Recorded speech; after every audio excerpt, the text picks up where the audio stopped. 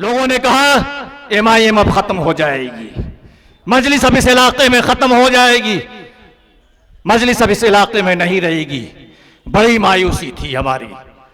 आपको नहीं पता है, शायद बहुत लोगों को, अख्तर साहब को माला है, पता है, और आदिल हसन साहब को पता है। सिर्फ हम 3 लोग लालू यादव से मिलने के लिए गए थे। सिर्फ 3 लोग हम लोग गए थे, लालू जी से और तेजस्वी यादव से मिलने के लिए गए थे। और जब हमारे MLA को खरीद कर वो ले गए तो उसके 1 महीना पहले हम उनके पास गए थे, उनकी कोठी पर, और जाकर लालू जी से और तेजस्वी से हम लोगों ने कहा था हमारी पार्टी को न तोड़िए, हमारी पार्टी को अगर तोड़िएगा तो हमें बड़ा दुख पहुंचेगा।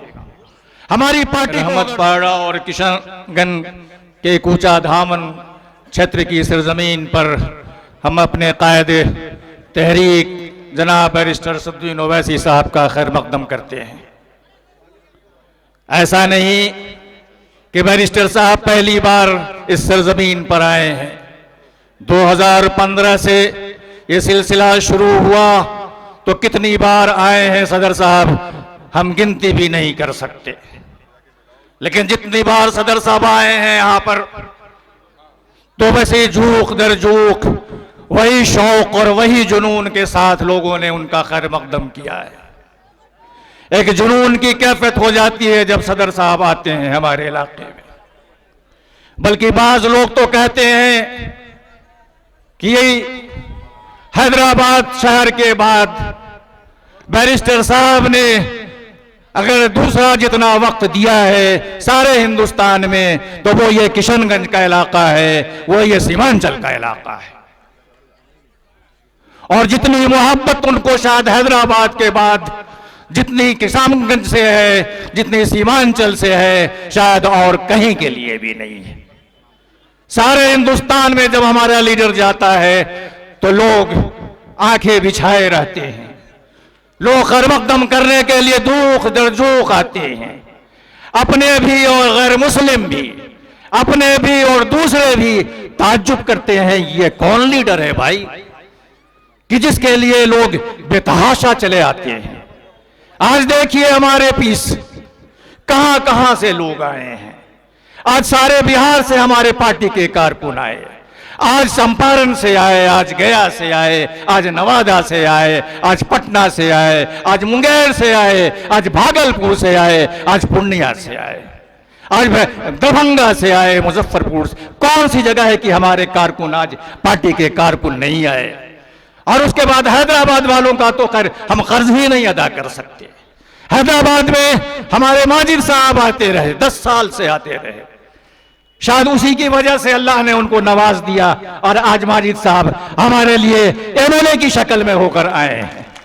उसके बाद सरफराज सिद्दीकी साहब बैठे हैं। आप हमारे दूसरे लीडरान खासकर मंजूर भाई बैठे हैं, हमारे दूसरे लीडरान बैठे हैं, हमारे इमरान साहब बैठे, सारे लोग हैदराबाद से। मैं किसका किसका नाम लूं और किसका नाम न लूं, इतनी बड़ी तादाद लोग आते हैं। सदर साहब कभी कभी नाराज भी हो जाते हैं। सदर साहब से लोग तस्वीरें खिंचवाने के लिए, सदर साहब के साथ सेल्फी लगने के लिए जोक दरजोक नौजवानों की भीड़ रहती है। सदर साहब को बहुत अनकंफर्टेबल महसूस कभी कभी होता है। लेकिन हम लोग कहते हैं सदर साहब आप ये तो सोचिए कि 75 साल हो गए इस मुल्क में आजादी के, और 75 साल से हमारी कौम, हमारी बेबस कौम, हमारी मजबूर कौम, हमारी महकूर कौम का कोई लीडर नहीं था। हमारी बेबस कौम 75 साल से इंतजार कर रही थी कि उसका कोई लीडर आवे जिसका हम वैसे ही इस्तकबाल करें जिसका जैसे दूसरी कौमों के अपने लीडरों को इस्तकबाल करते हैं। आप देखते हैं दूसरी कौम के लीडर जब आते हैं तो कैसी भीड़ लगती है और कैसा जोक दर जोक लोग उनके साथ तस्वीरें लेते हैं। तो इस कौम की तमन्ना थी, ख्वाहिश थी, आरजू थी। अल्लाह ने उस आरजू को, उस तमन्ना को, उस ख्वाहिश को पूरा किया कि 75 साल में हमारा एक ही कायद आया, और ये कायद जब आया तो सारे हिंदुस्तान में उसकी धूम मची। क्या पार्लियामेंट और क्या सड़क, क्या खेत खलियान और कौन सा इलाका जहां आज हमारे कायद का नाम नहीं है। कायद के सख्त मुखालफिन भी इस बात को महसूस करते हैं कि इस शख्स में कुछ खास बात तो है। जिसकी वजह से ये कौम, ये मुस्लिम कौम, मैं सीधी सीधी बात करता हूं, आज उनकी दीवानी हो गई है। हम वोट सबको देते हैं, ऐसा नहीं कि हम बीजेपी के डर से तो हम सबको वोट देते रहते हैं जो जितवाना है, लेकिन कायद के लिए तो दिल में मोहब्बत लोगों के अंदर है। कायद की वह हैसियत है। आपके जब पिछले दिनों कायद की मेहनत से कायद ने खून पसीना बहाया इस इलाके में, और उसके बाद जब आपकी मोहब्बत उसमें शामिल हुई, सीमांचल के खास करके किशनगंज के इलाके के लोगों की जब मोहब्बत शामिल हुई, तो आपने हमें 5 एमएलए जितवा कर दिया।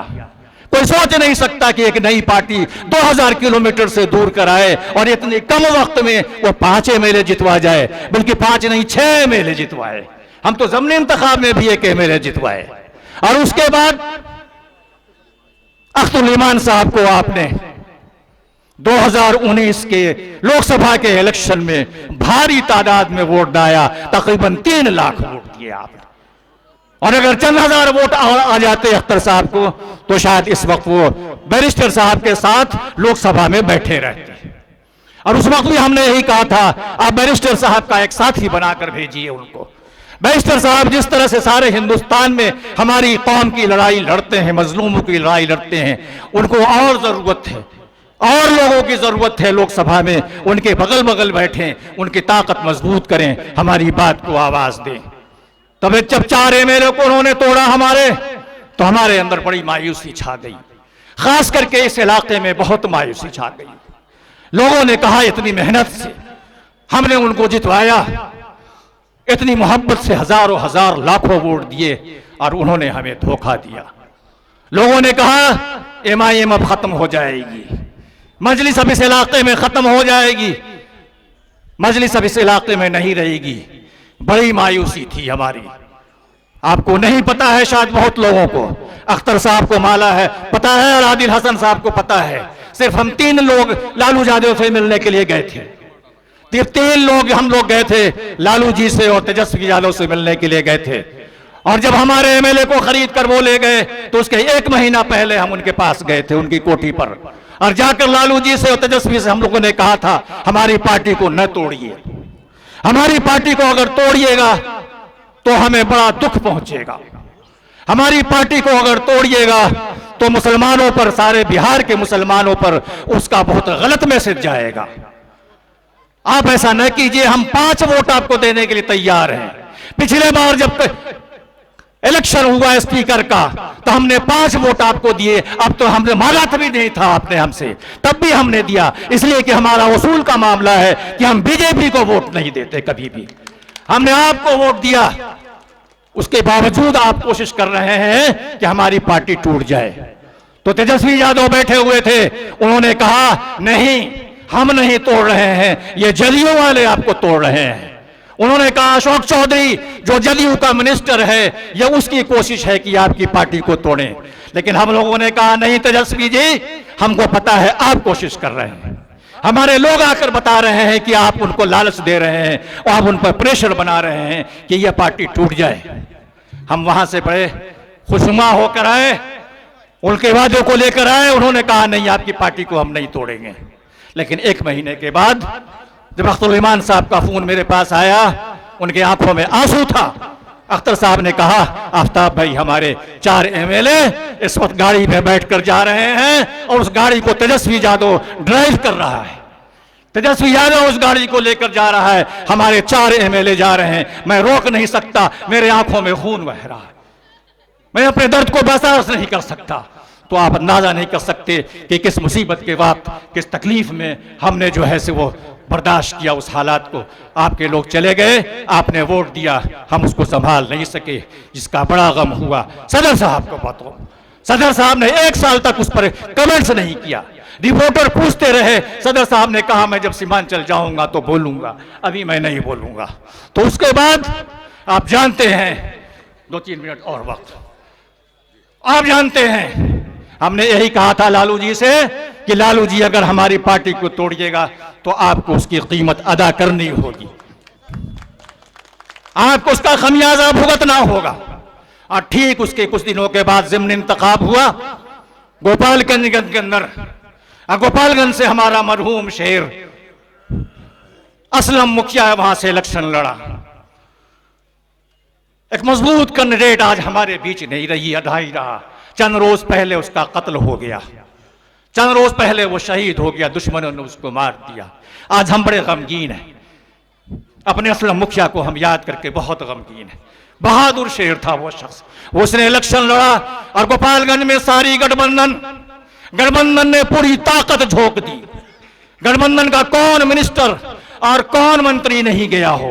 आप जानते हैं कि गोपालगंज लालू जी का आबाई जिला है, लालू जी का वो घर है। तो लालू जी की प्रेस्टीज का मामला था, इज्जत का मामला था। तेजस्वी यादव घर घर जा रहे थे कि हर हालत में राजद के कैंडिडेट को जितवाना है, लेकिन हमारा शेर भी खड़ा हुआ था, हमारे अख्तर इमान साहब भी खड़े हुए थे, हमारे आदिल हसन भी खड़े हुए थे। पार्टी के सारे कारकुन सारे बिहार से आए थे और हमने कहा था हमारे एमएलए को तोड़ा है, उसका बदला इसी जगह लेंगे। और आपको मालूम है कि क्या हुआ, गोपालगंज में गठबंधन का कैंडिडेट हारा और हम सुरखुरू हुए। हमने वो आखिरी जलसे में कहा था, गोपालगंज के आखिरी जलसे में कहा था, देखिए हम कच्चा चना नहीं है कि हमें खाइएगा और निगल जाइएगा, हम लोहे के चना हैं और अगर हमें खाइएगा तो दांत टूट जाएंगे, आपके दांत सलामत नहीं रहेंगे। हमने गोपालगंज में पहला दांत उनका तोड़ा, हमने उसके बाद कोरने में उनका दूसरा दांत तोड़ा। आज घबरा गए हैं, आज कहते नहीं एमआईएम तो ताकत पकड़ चुकी है, एमआईएम को एमएलए को खरीदने के बाद एमआईएम कमजोर नहीं, एमआईएम और पहले से ज्यादा मजबूत होकर उभरी। आज पूरे बिहार में एमआईएम की शाख कायम हो चुकी है और बिहार से लोग कहते हैं एमआईएम कैंडिडेट को खड़ा कीजिए, लेकिन हमारे सदर साहब हमको इजाजत नहीं देते। हमारे सदर साहब कहते नहीं, अभी धीरे धीरे चलिए, ठहर ठहर कर चलिए, सीमांचल को अंदर हमको पहले कंसोलिडेट करना है। तो सदर साहब तो हमारी इज्जत है, हमको तो उनकी बात मानना ही पड़ती है, हम मानते हैं उनकी बात को। पिछली बार 17-18 कैंडिडेट सिर्फ हमने दिए, सारे बिहार में हमने ज्यादा कैंडिडेट नहीं खड़ा किया, इसलिए कि हम भी नहीं चाहते कि मोदी की जीत हर जगह हो, हम भी नहीं चाहते कि वोट का बंटवारा हो, लेकिन हमको मजबूर किया जाता है। जैसे कहा कि हमने गोपालगंज में मजबूर होकर कैंडिडेट दिया, जब हमारे एमएलए को तोड़ कर ले गए। आज अपने सीने पर हाथ धर के, अपने दिल पर हाथ धरकर बोलिए, ये आज जब इलेक्शन हुआ, स्पीकर का चुनाव हुआ, उस वक्त तेजस्वी यादव ने फोन कर अख्तर इमान को बुलाया, अख्तर साहब आइए हम आपसे मिलना चाहते हैं। अख्तर साहब ने कहा, अब हमसे मिलकर क्या चाहते हैं, आपने तो हमारे 4 एमएलए को ले लिया, मैं तो अकेले बचाऊं, आपसे क्या हमसे लेना। नहीं, कहिए आइए, आप हमारे कोठी पर आइए, हम आपसे मिलना चाहते हैं। अख्तर साहब गए, तेजस्वी यादव ने कहा, अख्तर साहब स्पीकर के इलेक्शन में आप हमारा साथ दीजिए। अख्तर साहब ने कहा, हमारे पास एक वोट है, यह कौम की अमानत है, बैरिस्टर सदरुद्दीन ओवैसी साहब की मेहनत का समर है। तारीख गवाह है कि पार्लियामेंट हो चाहे असेंबली हो, हमने बीजेपी का कभी साथ नहीं दिया, हमने कभी नहीं चाहा कि बीजेपी का कैंडिडेट जीते, तो हम वोट आपको जरूर देंगे। स्पीकर का इलेक्शन में हम आप वोट देंगे, एक ही वोट है, हम देंगे वोट। लेकिन आपने हमारे 4 जब एमएलए को तोड़ा था, तो आपको एहसास नहीं था उस वक्त कि आपने हमारे 4 एमएलए को तोड़कर आप ले गए। आज फिर एमआईएम के एक एमएलए के पास आप वोट मांगने के लिए आ रहे हैं, तो कहा नहीं, पुरानी बातें हैं, उसको भूल जाइए, हम आगे चलने की कोशिश करें। आज आप देख लीजिए, जो दूसरों को तकलीफ देता है वो खुद तकलीफ से गुजरता है। हमारे 4 एमएलए को तोड़कर ले गए, लेकिन अब की बार जब इलेक्शन हुआ स्पीकर का, तो राजद के 3 एमएलए तोड़कर चले गए। राजद के 3 एमएलए असेंबली चलते हुए डायरेक्ट असेंबली में, ऑनलाइन असेंबली में उठे, इधर से उधर चले गए। तो इन्होंने कहा, हमारे एमएलए को तोड़कर आपने बहुत गलती की है, हमें बड़ी तकलीफ है। हमने कहा, आपके जब 3 एमएलए को तोड़ा तो आपको तकलीफ हुई, और हमारे 4 एमएलए को तोड़ा तो क्या हमें तकलीफ नहीं थी? तो तकलीफ बराबर होती है, जितनी तकलीफ आप बड़े पार्टी हैं आपका 3 एमएलए गया तो आपको तकलीफ हो रही है। हम तो छोटी पार्टी, हमारे तो 5 एमएलए थे, 5 में हमारे 4 चले गए। तो कितना दुख, कितनी तकलीफ, कितना गम हमें हुआ है। आखिरी बात, जब पार्टी हमारी गोपालगंज के इलेक्शन के बाद हम निकले तो लोगों ने कहा पार्टी बड़ी मुश्किल से संभालना बहुत मुश्किल होगा। हम लोग हैदराबाद गए तो सदर साहब ने हमें हिम्मत दिलाया, खास करके हबीब मिल्लत अकबरुद्दीन ओवैसी साहब ने हम लोग को हिम्मत दिलाया। आप बोले घबराइए नहीं अख्तर साहब, घबराइए नहीं, इसलिए कि ऐसा वाकया हैदराबाद में पहले भी हो चुका है। पहले भी हमारे बहुत से बार एमएलए हमारे जीते और पार्टी छोड़कर चले गए थे, लेकिन आज हैदराबाद में अल्लाह के फजल से एमआईएम पहले से मजबूत है, पहले से ज्यादा तवाना है और ज्यादा ताकतवर है। आप घबराइए नहीं, ये जाने दीजिए, गद्दारों को जाने दीजिए। गद्दारों के जाने से पार्टी कमजोर नहीं होगी, आप मेहनत कीजिए। तो हम लोग आए हैदराबाद से, हम लोगों ने मेहनत की। अख्तर साहब गांव गांव दूर दराज इलाके में जा रहे हैं, मिल रहे हैं, सारे बिहार में उनका दौरा हुआ। आज उसका नतीजा है कि आज मजलिस पहले से ज्यादा, मैं समझता हूं, क्योंकि मैं 8 साल से देख रहा हूं अपनी पार्टी को, मैं समझता हूं कि 8 साल में पार्टी जितनी मेरी मजबूत थी उससे ज्यादा मजबूत होकर यह पार्टी हमारी उठी। आज हम ज्यादा मजबूती के साथ खड़े हैं। आज अगर सीमांचल की 24 सीटों पर इलेक्शन हम लड़ दें तो कम से कम 15 एमएलए हम जितवा सकते हैं। आज हमारी इतनी ताकत है। आज उसी ताकत का नतीजा है कि हमारे 3 लोग यहां पर स्टेज पर मौजूद हैं। अभी आपने हैबर बाबा की तकरीर सुनी। हैबर बाबा जबरदस्त अपने राजद के ओहदेदार थे, पार्टी के लीडर थे।